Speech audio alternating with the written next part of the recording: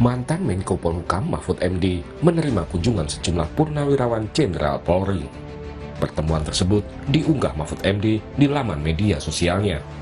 Para purnawirawan Jenderal Polri tersebut diantaranya adalah mantan Ketua KPK, Komjen Purnawirawan Taufikur Rohman Ruki, dan mantan Kabareskrim, Komjen Purnawirawan Ito Sumardi. Mahfud menjelaskan, pertemuan kali ini membahas masalah reformasi Polri. Sebelumnya, nama Mahfud MD sempat disebut pihak istana masuk dalam daftar anggota Komite Reformasi Polri yang akan dibentuk Presiden Prabowo Subianto. Beberapa waktu lalu, Mahfud sempat mengaku tidak mengetahui perkembangan pembentukan Komite Reformasi Polri. Menurut Mahfud, terakhir berhubungan dengan perwakilan istana saat ia menyatakan kesediaannya bergabung dalam Komite Reformasi Polri. Saya tidak tahu ya, sampai sekarang saya belum tahu perkembangannya apa. Karena komunikasi saya resmi itu sudah selesai lama. Itu ketika saya diminta dan saya menyatakan oke untuk reformasi Polri, saya bersedia. Nah habis itu saya tidak tahu perkembangannya dan saya juga tidak mau tanya istana atau ke siapa gitu ya. Kira saya ingin apa gitu. Pada 22 Oktober lalu, Mensesnek Prasetyo Hadi menyatakan Komite Reformasi Polri akan segera diumumkan. Prasetyo menegaskan tidak ada perubahan nama-nama calon anggota Komite Reformasi Polri. Nama Mahfud MD masih masuk dalam komite yang akan dilantik Presiden Prabowo. Mas, rencana buat target Komite Reformasi Polri-nya mau diumumin, mau dilantiknya kapan jadinya nih Mas? Insya Allah minggu inilah kalau jadwalnya memungkinkan seluruh anggota bisa hadir, tidak ada halangan. Tapi yang dari rencana Komite Reformasi Polri yang katanya 9 orang itu ada perubahan nama Nggak atau Tidak ada. Berarti memang sudah tinggal berarti ya, Pak? Pak Mahfud masih tetap berarti ya Mas ya? Berarti tinggal diumumkan aja Mas ya? Reformasi Polri merupakan salah satu tuntutan masyarakat saat demo besar akhir Agustus lalu. Selain Komite Reformasi Polri, saat ini juga sudah ada Tim Reformasi Polri yang dibentuk oleh Kapolri. Tim Liputan, Kompas TV.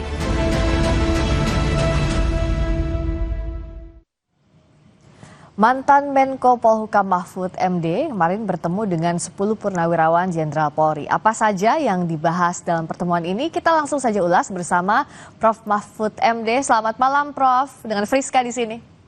Selamat malam Friska. Sehat ya, Prof? Saya agak batuk-batuk sedikit. Ya karena cuaca ya, Prof ya. Semoga lekas pulih. Ya. Gimana? Yang jadi menarik, Prof, kemarin kan Prof bertemu para purnawirawan Jenderal Polri. Coba saya tanya langsung ke Prof, ke sumbernya langsung, yang dibahas apa aja sih, Prof? Apa betul ada usulan para pensiunan Jenderal tadi terkait dengan reformasi Polri ke Prof Mahfud? Ya, memang diskusi tentang reformasi Polri ya. Kan yang ke tempat saya kan banyak, purnawirawan TNI juga ada, 3 angkatan ya, darat, laut, udara beberapa hari sebelumnya. Lalu masyarakat sipil juga banyak. Kemudian kemarin purnawirawan Polri yang senior-senior itu semua mengajak bicara tentang reformasi Polri karena mereka minta ketemu ya. Masa saya menolak orang mau ketemu. LSM juga banyak yang kesini, akademisi banyak gitu yang bercerita tentang itu, minta informasi dan menyampaikan usulan, termasuk yang Polri kemarin tuh 10 Jenderal Purnawirawan itu menyampaikan usulan-usulan resmi yang mereka tulis, lalu mereka ngajak diskusi dan ya baguslah menurut saya. Itu Friska. Kalau posisinya Prof itu sudah diajak secara resmi untuk jadi tim reformasi Polri belum, Prof? Sudah resmi atau belum masuk ke tim reformasi itu? Saya kalau itu tidak tahu ya sampai sekarang. Saya kan hanya nerima tamu dan di meja saya itu sudah ada tumpukan kertas-kertas berkas usulan itu dari berbagai masyarakat, dari korban kesewenang-wenangan, tapi juga ada yang dari dukungan terhadap Polri dan sebagainya. Pokoknya datang semua ke sini. Cuma sebenarnya sampai kita bicara ini saya belum tahu kabarnya tentang komite yang akan dibentuk oleh Presiden itu. Karena saya tanggal 17 40 hari lalu Ya. sudah dihubungi dan saya menyatakan bersedia untuk bergabung, tetapi sampai saat ini saya juga tidak pernah tanya dan saya tidak ingin tanya juga, nanti dikira saya mengejar-ngejar itu, saya ingin ke situ, padahal saya ya bersedia saja, bukan ingin gitu. Oleh sebab itu saya sama sekali tidak proaktif mau apa seterusnya itu ada di istana. Saya sendiri sih, karena bagi saya itu tugas atau permintaan untuk tugas gitu ya. Saya bersedia saja kalau mau jadi. Kalau tidak ya tidak apa-apa. Kalau jadi ya bismillah gitu. Kan saya juga enggak punya beban apapun atau kewajiban apapun untuk itu. Yang penting saya bersedia, kalau jadi ya mari, kalau tidak ya enggak apa-apa. Kan sudah ada tim reformasi internal Polri kan. Sudah ada transformasi reformasi Polri itu kan sudah jadi.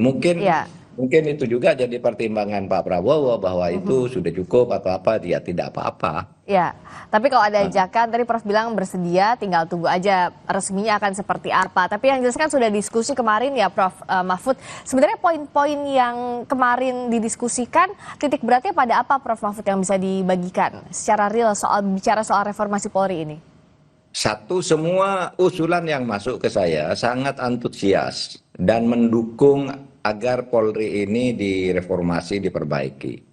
Dan semuanya termasuk jenderal-jenderal yang datang kemarin ke saya itu dari polisi itu juga mengatakan bahwa inilah saat atau periode di mana prestasi Polri itu sangat jeblok, sangat buruk sepanjang sejarah. Ini mereka yang bilang nih, sepanjang sejarah kepolisian inilah yang terburuk. Oleh sebab itu mereka juga menginginkan perbaikan nih. Dari internal Polri banyak sekali yang datang ke saya, ada yang kirim surat, ada yang bersedia menjadi saksi dan sebagainya ya. Tentang langkah-langkah yang mereka pernah lakukan dan pernah menjadi korban atau pernah juga menunjukkan prestasi dan sebagainya. Itu semua kita tampung karena saya kan tidak bisa nolak orang mau menyampaikan usulan. Tetapi ada dua strategi yang berbeda ini. Isinya semua mereka katakan Polri sekarang sedang sangat di titik nadir dan harus diperbaiki. Tapi yang dari kelompok jenderal-jenderal kemarin itu lebih setuju kalau perbaikannya pada tingkat instrumental dan kultural saja gitu.